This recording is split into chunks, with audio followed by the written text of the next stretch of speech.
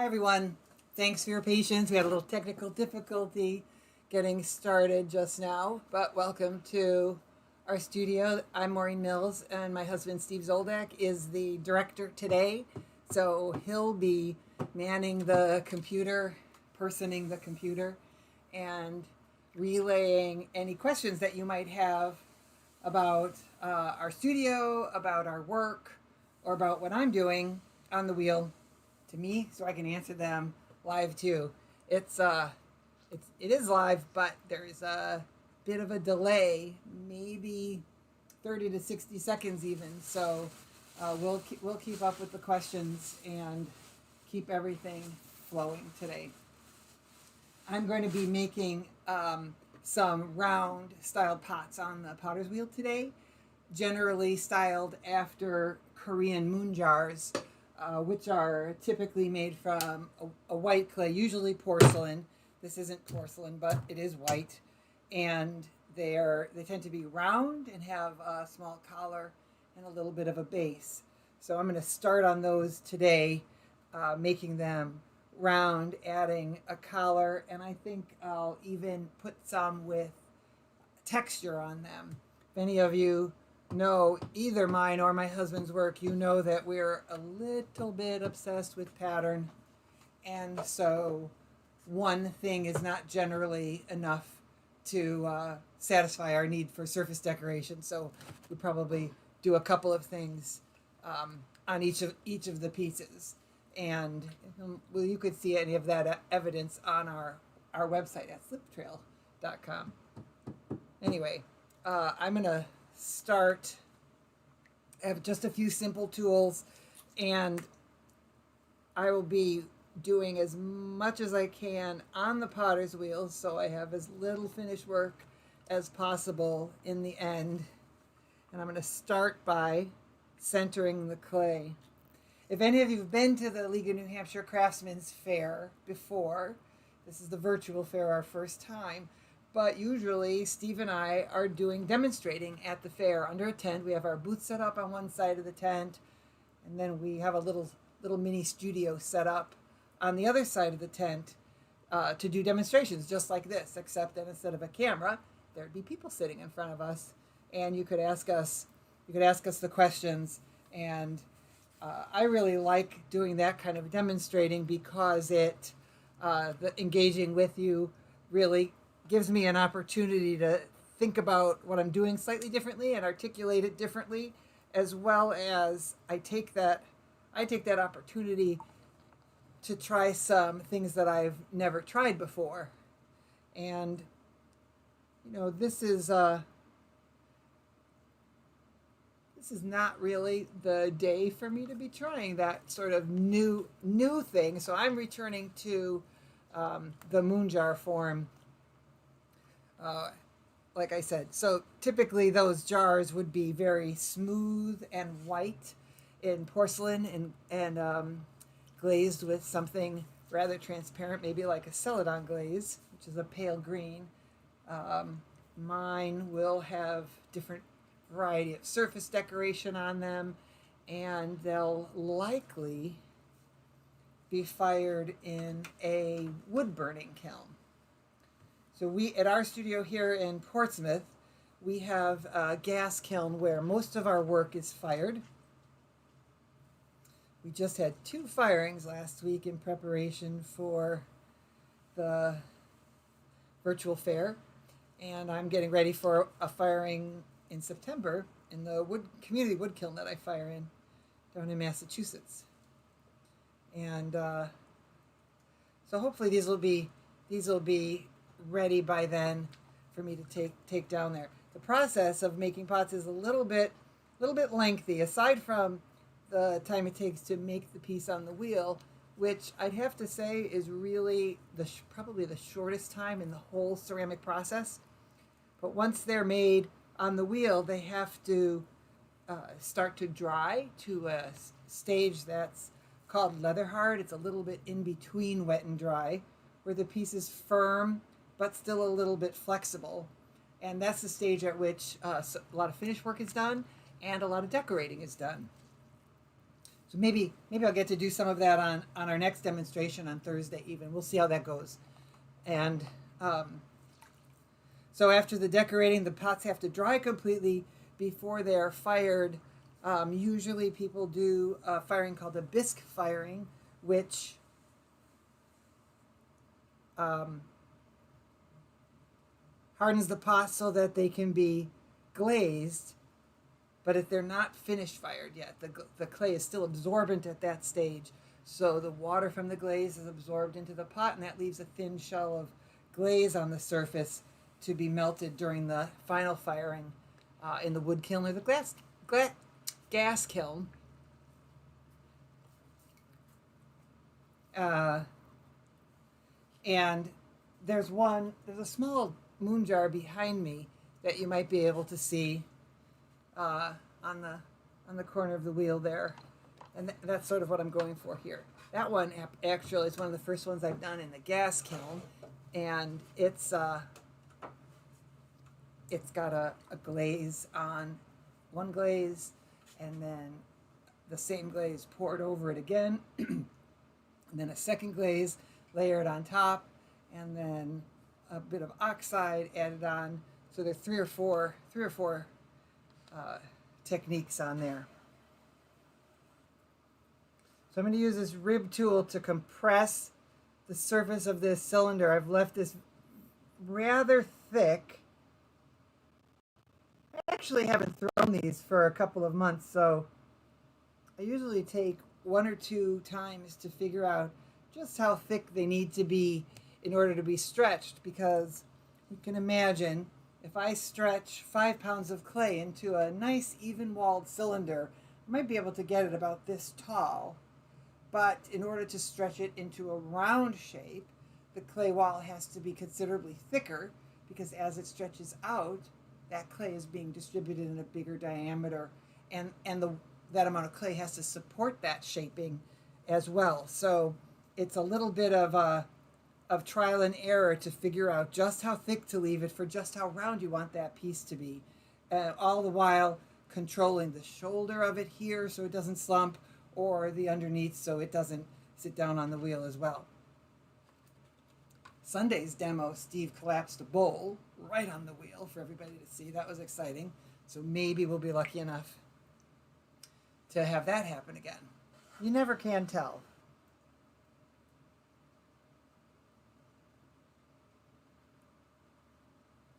I've actually been throwing standing up as well on my wheel behind me. That's how I throw most of the time. But larger forms I usually try and be a little more in a seated position so I have some leverage over the height of the form.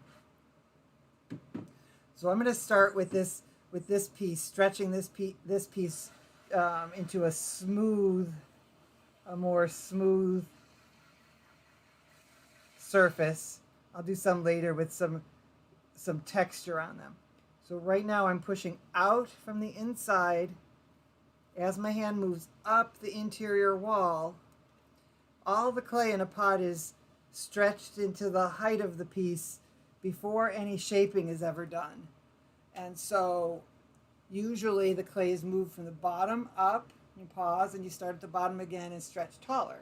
So when I'm doing this kind of shaping, I do sometimes go backwards down the shoulder of the pot, but I'm not moving the clay higher. I am actually just refining curves and compressing the surface a little bit.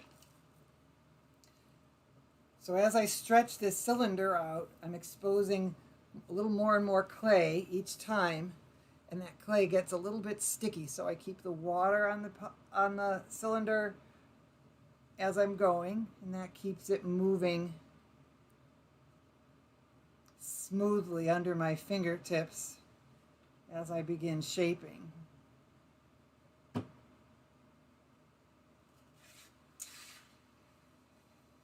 So the thickest part of the piece is usually at the bottom. That's where potters usually struggle to move the clay up and into the form from that lower section. all the way up here, it's easier, the clay wall is easier to move, but it needs that a little bit of extra clay at the base. And if you don't get that clay moved early, you're a little bit left with a pot with a heavy bottom.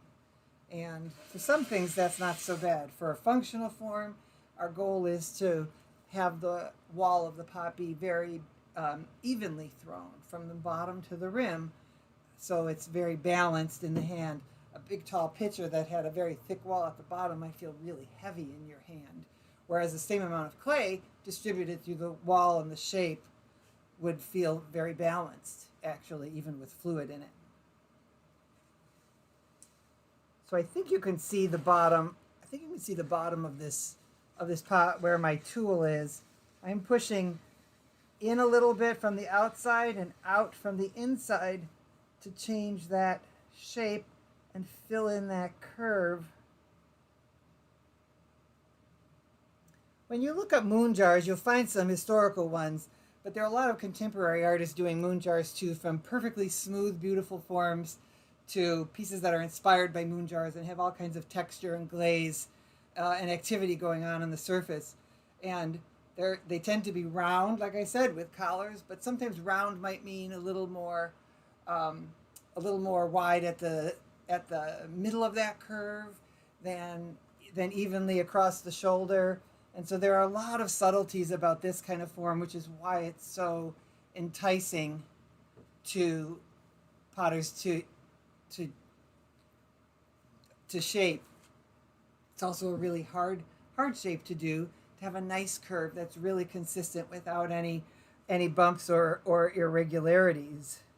And so continuing to refine and stretch slightly is what's really happening here. Oh, that looked like that was slumping down, actually. So maybe this one has to be done sooner than I thought. That's not too bad.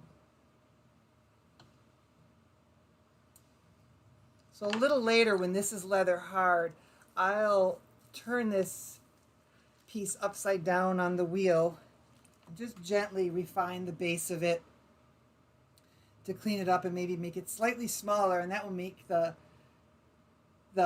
form appear to be even rounder and fuller because the base will be a little bit more narrow. So with just a gentle touch, I can shape this rim.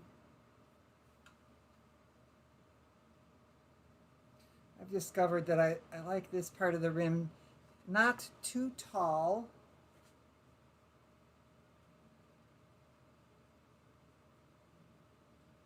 And angled in very slightly.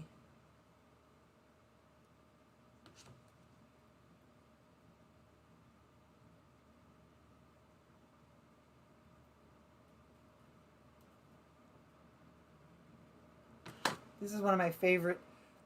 This is called a rib. It's just a piece of stiff plastic, but it has all different kinds of corners and curves on it, and I can get just about any form I want, any kind of edge or curve I want from one side or the other of this tool. You can see it scraping away some of the wet slip surface on the piece, so it appears slightly less shiny. That shine is the wet surface.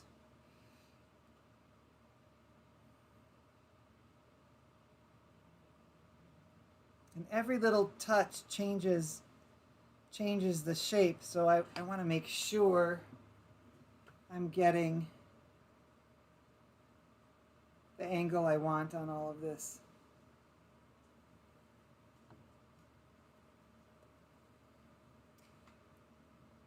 And leave it to me. I usually have to go back in and fuss one more time at that bottom, so fingers crossed that it doesn't collapse. I'm not sure you can see all the way under there, but that just filled in ever so slightly to help set that form a little bit.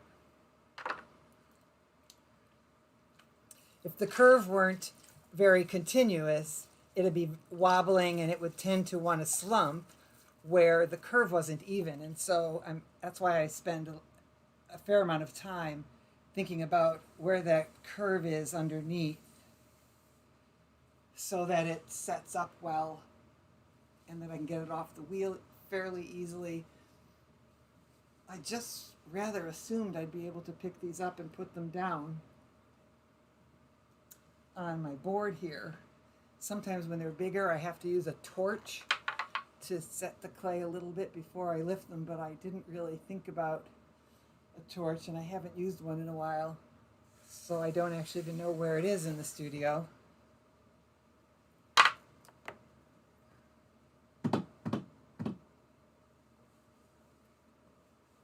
I'm going to leave that spinning ever so, leave that engaged just a little bit because the wheel head would be loose if I didn't, and this will help separate it as I lift.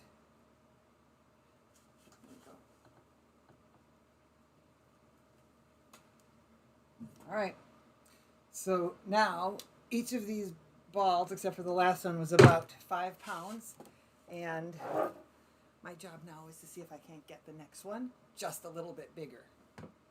And usually what happens if I'm doing, I might work on 5 or 6 of these at the same time, and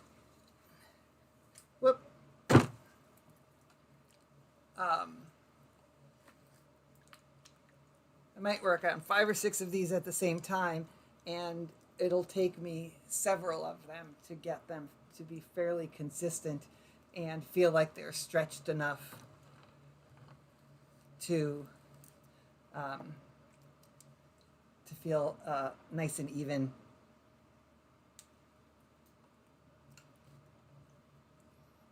My brain often gets distracted while I'm working, and then I can't form words.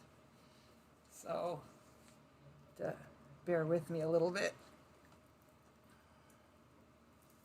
So I'm going to center this by working that clay up and down. I think there's a bit of a twist in it already, and I don't want that while I'm making this nice round form. Oh, I don't know what that is.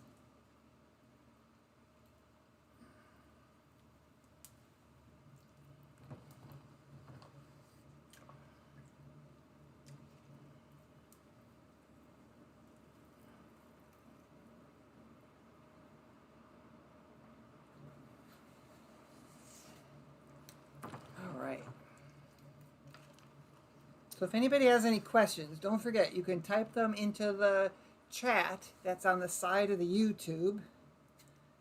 And these videos will be saved on our YouTube channel, Mills and Zoldak Potters, so that you can come back to it and see it again if you need or want to.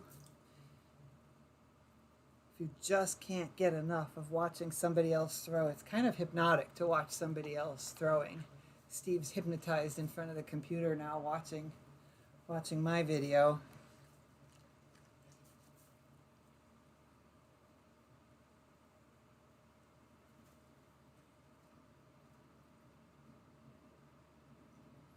I'm going to make sure the bottom on the inside has a nice finish.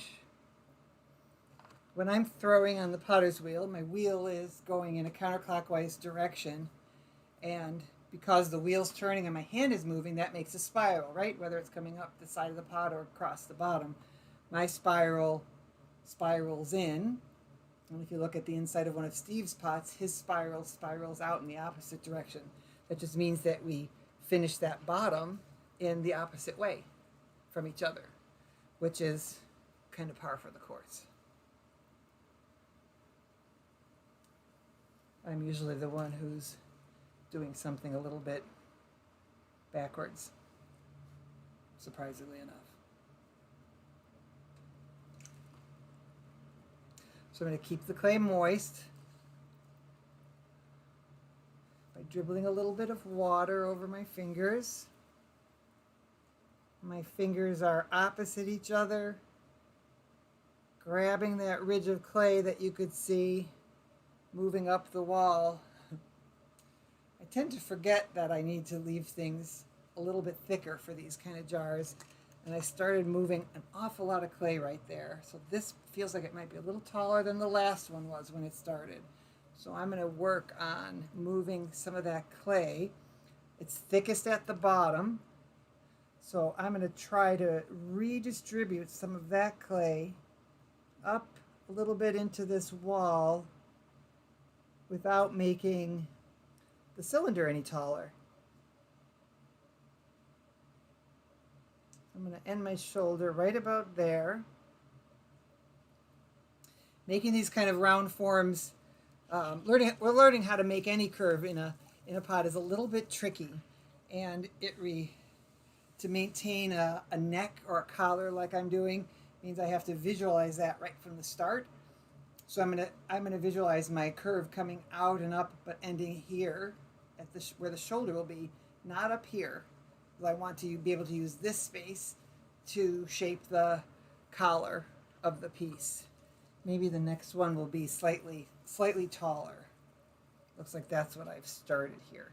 So again, I'm going to use the straight edge of my rib tool. It's a fairly stiff piece of plastic. I'm going to press against that from the inside and try and smooth that and compress the surface a little bit. So fingertips leave throwing rings on the surface. You might have seen work that has ridges sort of going around the pot, and that's actually marks left by the potter's fingers. You can see ancient pots that have evidence of the potter's hands on them. You can see contemporary pots. I'm sure there are plenty at the fair that you might have seen that have that kind of marking on them. But because I like to do a lot of surface decorating, I don't like the finger marks competing with that if I can help it. So I try and get a really well compressed surface. There's still a little bit of twist in there, so we'll keep our fingers crossed when I start stretching that doesn't go very far.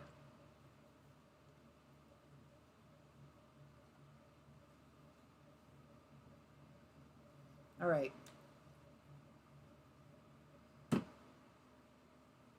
Well, actually, I'm going to wet that surface a little bit.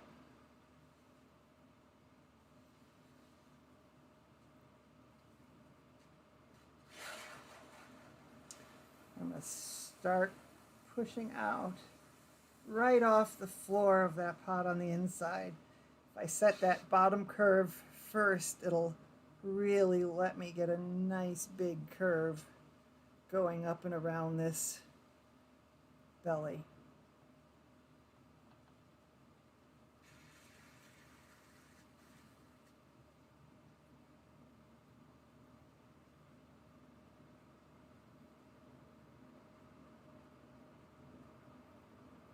So I'm pushing up and out from the inside against this rib tool, and I'm trying really hard to keep my hand coming up very straight from the side, which means I can't lean back. In fact, I have to lean pretty far forward and into this piece to keep it straight. There's an axis that this is spinning around, and if I shift that axis, that's what makes the pots twist and collapse. I'm just going to fuss over this curve for a little while. I kind of like that widest spot to be right in the middle if I can.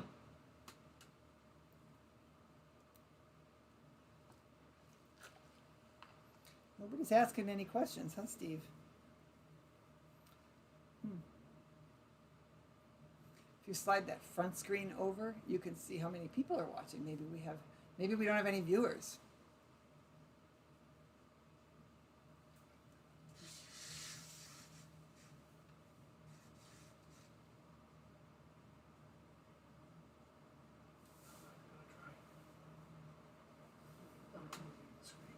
Oh, you can just.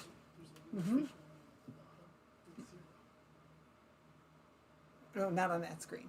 It's on the other. Go to the browser, and then you can switch back just at the bottom, like you always do. Switch. Yeah, it's not going to change this. You get the YouTube screen.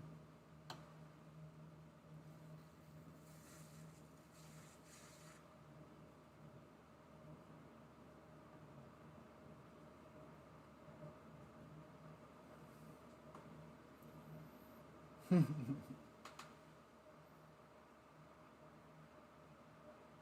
going to throw that collar a little bit.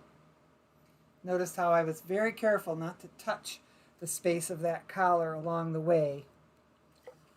I left it very steady and a little bit thick. Yay!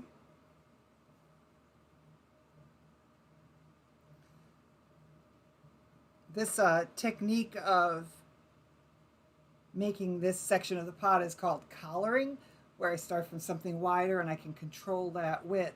That's one of the, I think it's one of the trickiest things to teach to students, because you want to visualize stopping at the rim, but look at all the places that I can stop along the way. I can set a little feature in at the bottom of that collar. I can stop and pause. I can collar that in a little bit to change the shape. I'll continue to compress and shape this edge. And I can go back, and didn't end up being much taller than the last one, did it? I'm not sure how that happened, but that's okay. So I'm gonna switch edges on my tool. I really like to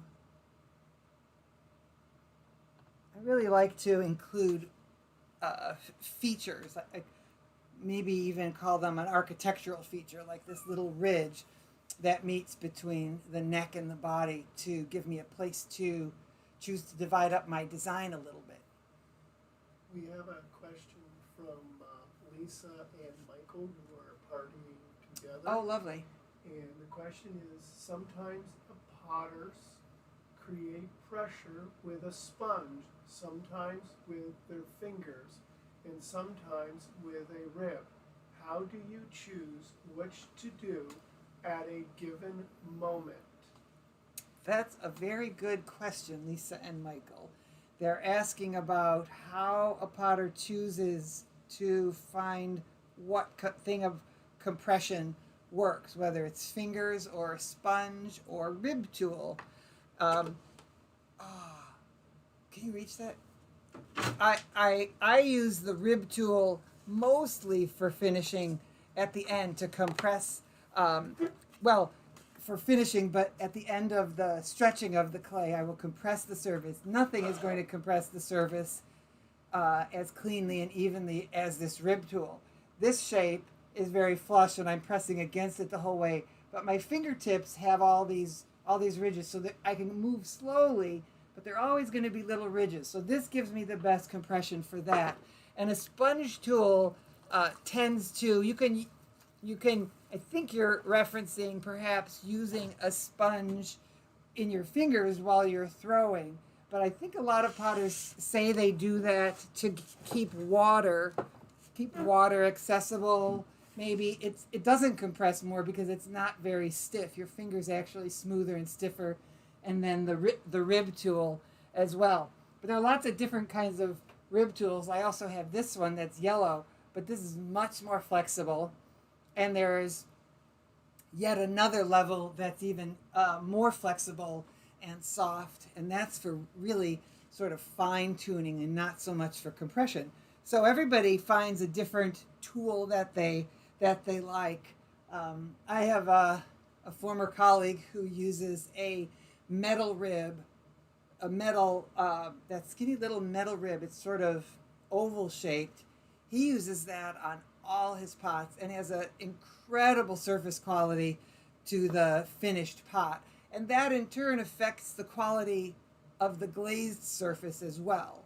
So we choose all these things for different reasons. You might ask, Maureen, why don't you use that metal rib if you like that surface quality so much? And I would say that's a very good question. Only I don't like to use it because I can't stand holding it in my hand while my hand is wet. It's super duper thin, and I just don't like holding it.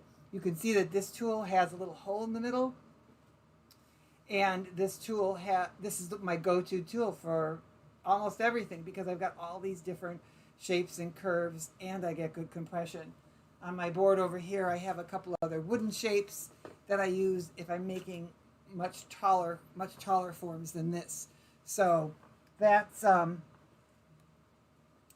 of it. You try them all and you figure out what tools you like to use. Potters are notorious for buying tools. We buy tools and we buy more tools, and then I still go back to I think, oh, I'll try that one. I might like that shape. But no, I go back to the one that I like, the one that I liked originally. Well, let's see. Let's do this. Oh, there I did it. I put my finger into the pot that I made previously. Do you think, Steve, can they see if I use the wooden stick under there? Yes, Can they see this? I'm going to use this angled piece to clean up that base ever so slightly. And if I get that nice and neat, it'll make finishing it later just a little bit easier. So it won't be so bumpy for the tool I'll use to do that.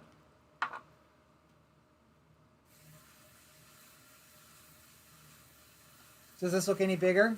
We'll see.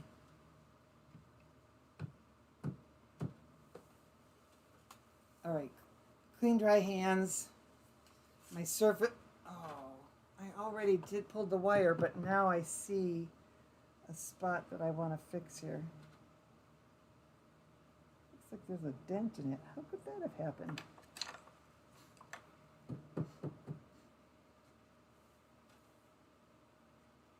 Don't try this at home. I pulled my wire underneath to release this piece from the wheel, and then I went and did some more work on the side, and that's often not a good thing. You'll usually send your piece flying, but I'm a professional.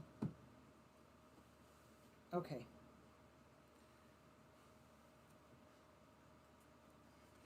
It is taller, ever so little bit. We'll take this one. This seems like it's about the same size. We'll try that.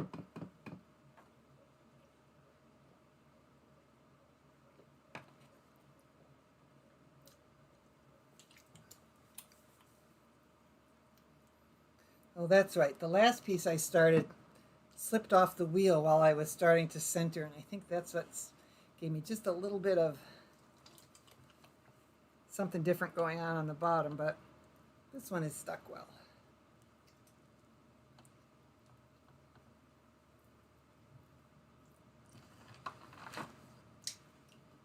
So to center, I'm using my fingertips and my arm to pull towards me, and I'm pushing down and in with my left hand, and that makes the center of this ball of clay move so that I'm sure to have compressed this whole thing, not just the outer surface, but inside as well.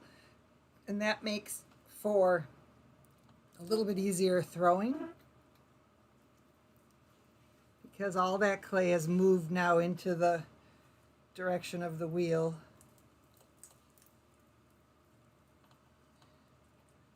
It's possible to go too fast while you're doing this, and sometimes slowing down the wheel will help you center that clay just a little bit. It's a physics thing that I wish I could explain.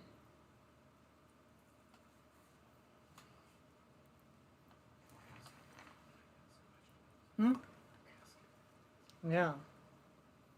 So Michael and Lisa had a good question last. If anybody else has a question, you can type it in and Steve will relay it.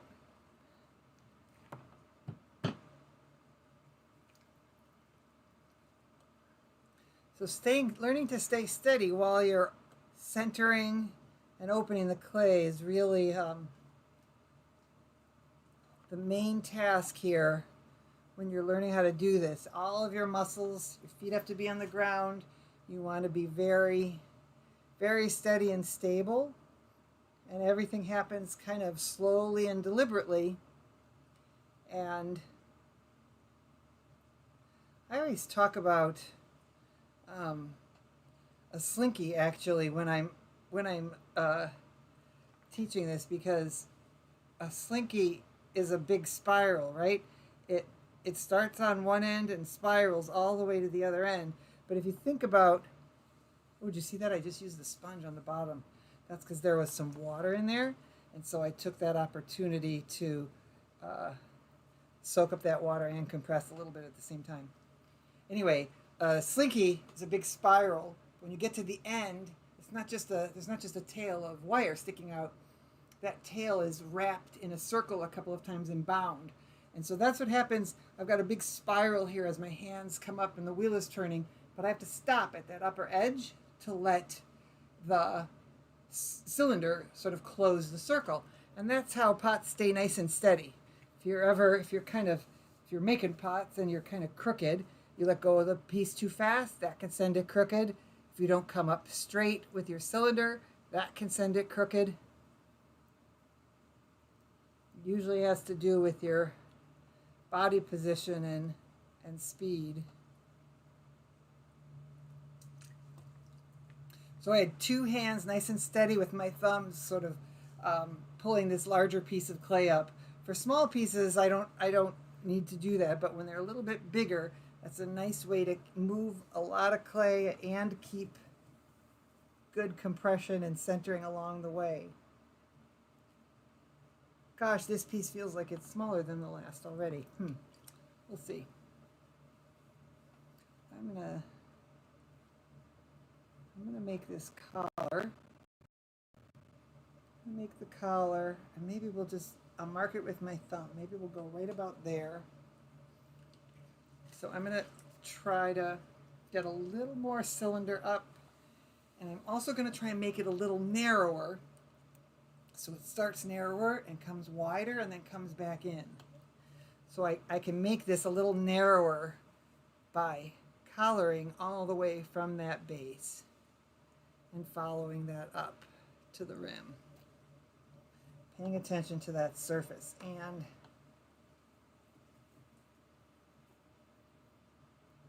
all right.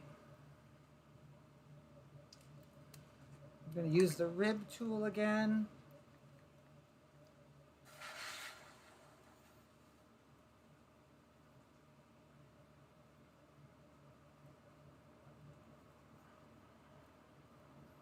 I feel like on the last two, I might have had more clay at the base of that cylinder that I could draw up.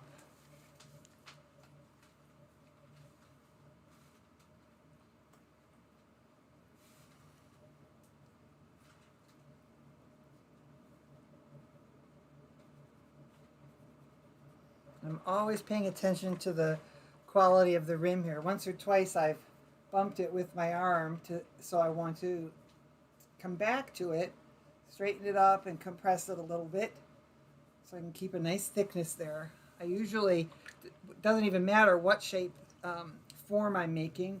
When I have a neck or a collar like this, the collar is the last part of the piece that I'm going to define. So whether I want to make it even smaller or narrower, I can collar just that neck in.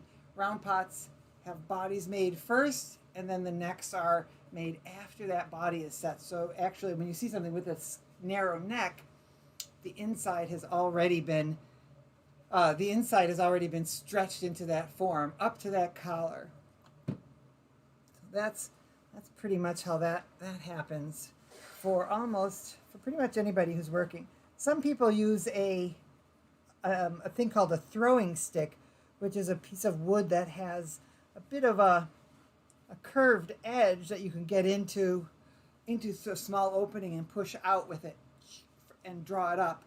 But I haven't worked long enough to make that useful to me. And because the curved part is a little different than a finger, I tend to leave more ridges on the work than I really want. So that's where that comes from. My chair is slipping out from behind me. Oh, there we go.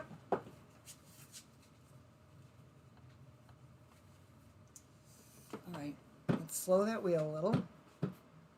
Just a little.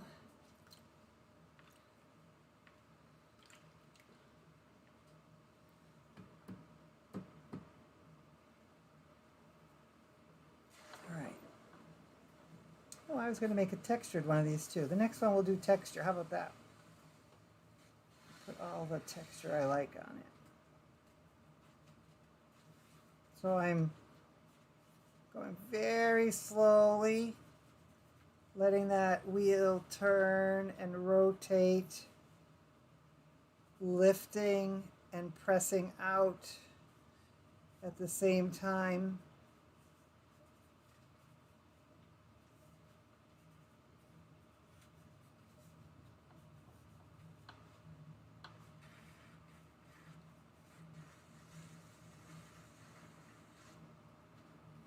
If you watch carefully, you can see where that bottom really changes when I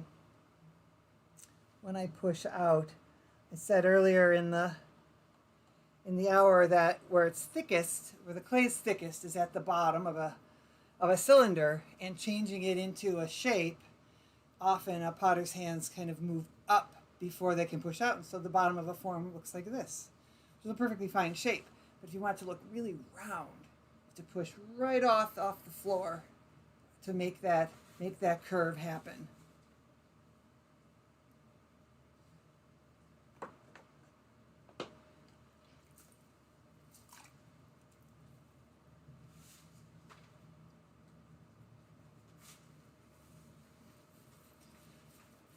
Thanks for whoever's here today. Thanks for watching too, because I know there are an awful lot of video demonstrations going on every day of the fair. It's pretty exciting to see. I've been able to peek in on one or two of them, and I think everybody's doing a really terrific job.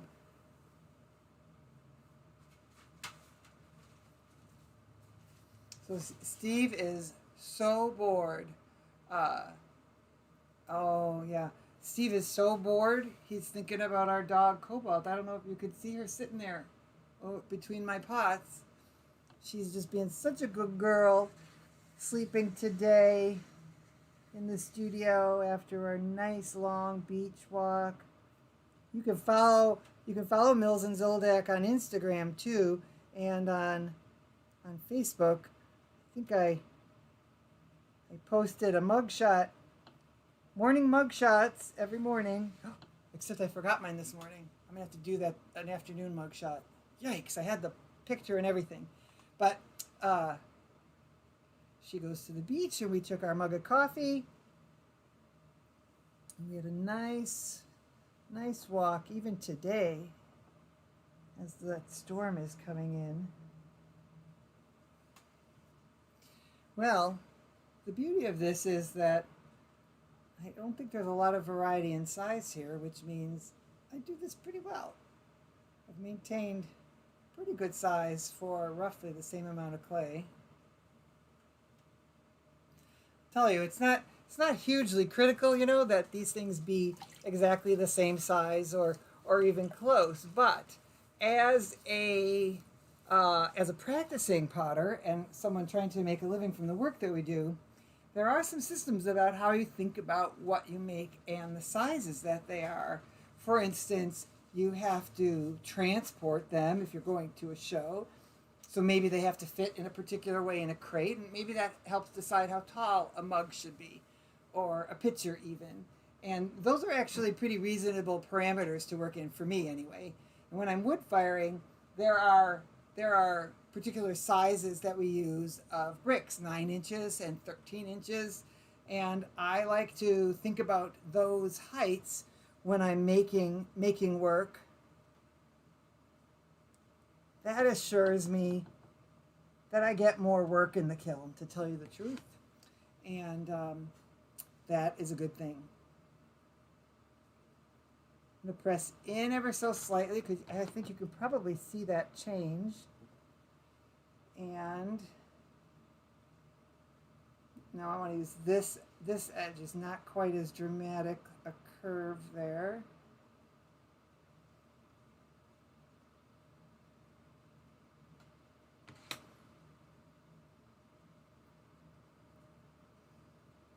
So you have to learn how to move your tool just the way you want it to make one of those features, or I could move very slowly and have the line quality from this tool be one way, or move a little bit faster and have it be another way. So I'm actually lifting that shoulder in there. I could see the shadow on my finger from here. I don't know if you can, but I'm just lifting that shoulder ever so little bit. All right.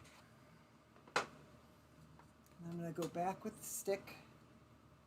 I'm going to use that angle to slightly, oh, look what I did.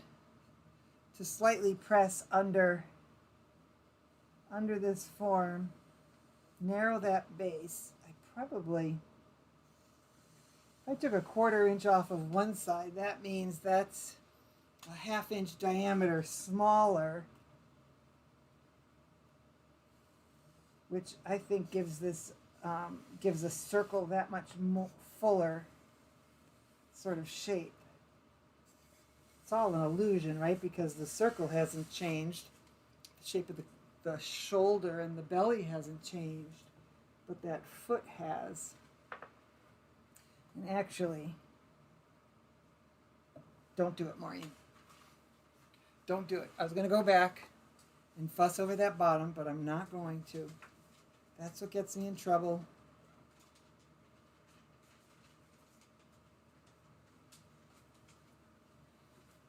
All right. The next one we're going to do is going to have some texture. I'll do the next 2 with texture on the side. A couple of years ago, I was actually not very interested in throwing pots on a potter's wheel. And so I spent about 1.5 years or so doing, I can't put that there. I'll put it down there. I spent about 1.5 years doing hand building. And in hand building, that means I made slabs on the table, and I was able to decorate them while they were flat slabs.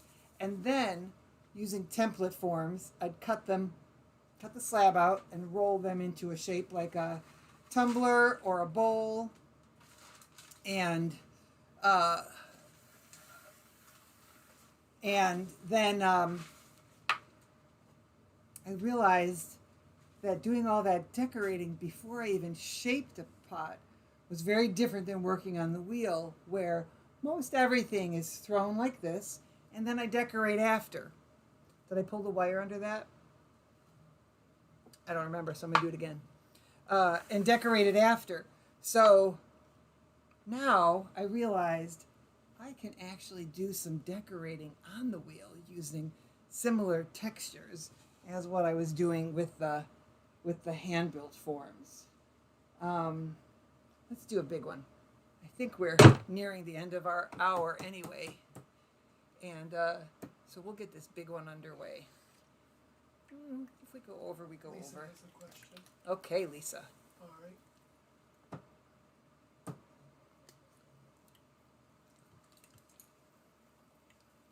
So Lisa and Michael have a question of why do you prefer your foot pedal on the table? Another very good question from Lisa and Michael about why my foot pedal is on the table. And that is all about ergonomics. And usually I'm standing at this wheel, and my pedal, actually I don't know if you can see it, my pedal for that wheel is right here on the table also. When you're standing, to have my feet flat on the ground is really important for the health of your back. And it's the same when I'm sitting, that if this pedal were on the floor, I tend to like, if I am throwing that way, my foot is usually on the pedal the whole time. But to throw like this, I want my feet on the floor. It's like exercising, actually. Feet on the floor with equal pressure stabilizes your body, and so that makes my centering go that much better. So to have my foot off the pedal, I can control it from here with my fist. It took a little practice to get used to that. But once you do, it's not so bad. And actually, you can see how little I actually touch that touch that wheel. I think that this is a pretty slow speed right now for throwing. I know a lot of people throw quite a bit faster than that. So I could start with it faster and then slow it down. Usually your wheel is slowing down as you progress through the form that you're doing, especially when you're doing these big round forms. So that's kind of important to pay attention to. But for centering and starting these cylinders, I'll be able to leave it at this speed. Okay. This is going to be another really thick cylinder, maybe even slightly thicker than the last one. I always open and set that bottom, get that bottom nice and smooth so I don't have to worry about going back to it later. That also gives me a starting place for the base of my wall, so my fingers know where the bottom of the wall is, and then I'm going to make that wall nice and even coming up. And I already said I'm making this thicker, but my goal is to make it evenly thick. So I'm going to add some texture to this piece, and then we're going to stretch it out just from the inside. And you might wonder, just from the inside, Maureen? I thought you needed to have two hands to shape a pot. Except that when you're strong and steady, and you've had a lot of practice like I have, you don't have to compress the outside all the time. Some people who have lots of texture on the outside of their pieces may have thrown this way. And yeah. So let's color that slightly.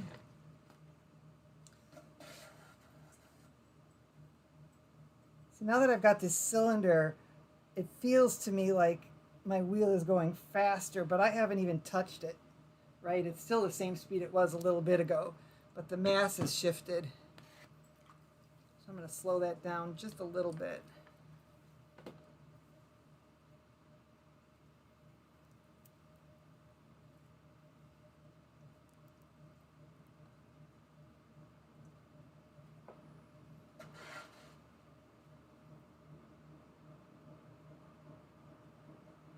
All right, there's my compressed cylinder. Oh, I'll do this all the way to the neck how did I do that before? Which rim? I can't remember which direction I like the rim to go when I do this. That's okay, we'll figure it out as we go. Okay, so now what I would normally just go right in and start stretching, but I have these really cool tools that have different patterns designed on them, and I'm going to use them I'm going to put a little bit of support on the inside. Oh, these might have some brown clay on them. That's okay. So I'm going to use my hand on the inside to help support this a little bit, but really I am just very randomly adding this texture on. And I have 3 different tools. I've tried lots of different patterns, but I have a couple that I really like because of the size of the pattern that they give, and the little bit of the contrast of shape. And I discovered recently that if I press in the top edge and I get that little shadow line there, that I really like the way that looks when it gets stretched out. And I let them overlap each other sometimes. That works too, because when it gets stretched out, it's a whole different form and a whole different kind of pattern. And then there are easily 3 or 4 more techniques that I'm going to put on top of this once it sets up to that leather hard stage again.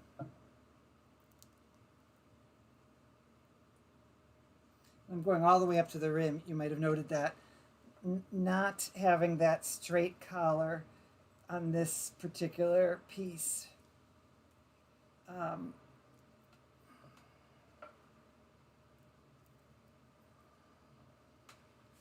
okay, a little bit like a patchwork quilt. I've been thinking about these a lot, like fabric though, and design and sewing and quilting and kimono fabrics and all of that. So that's kind of fun.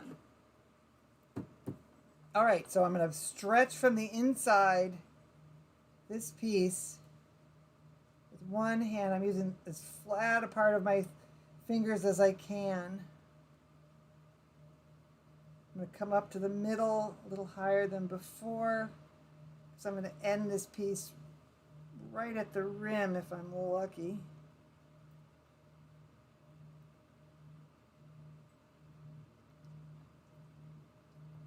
So I'll go back and forth.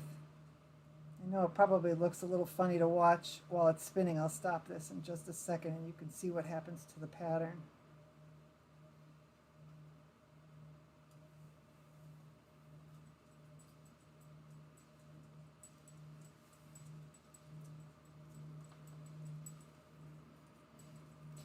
Watch what I do here. I'm going to lift up to get that shoulder to fill in. And I'm going to use my rib tool really carefully on the inside so it's not just my fingertip pressing, and that's going to help give me a little bit more even pressure to shape that piece. So look at that. So the piece started with a fairly small pattern, and as it gets stretched, it stretches and distorts that pattern. And we're gonna, I want this edge to be a little bit irregular, so I'm gonna continue to work on that just a little bit to turn it out. I like it when it goes a little irregular. I might press a little more pattern on there. And I'll keep stretching this out until it gets a little rounder and a little fuller, and then I'll work on that base to clean it up. So, any last questions? I am willing to answer them now because in a minute or so we're going to cut out so everybody can get on to their next demonstration. This video will be available on our YouTube channel, Mills and Zoldak Potters, along with Sunday's video and some others that we've been posting. And you can contact us at sliptrail.com if you have any other questions or want to schedule a studio visit. We're here working quite a lot. I think that's all for now. Thanks everybody for joining in. We'll see you next time.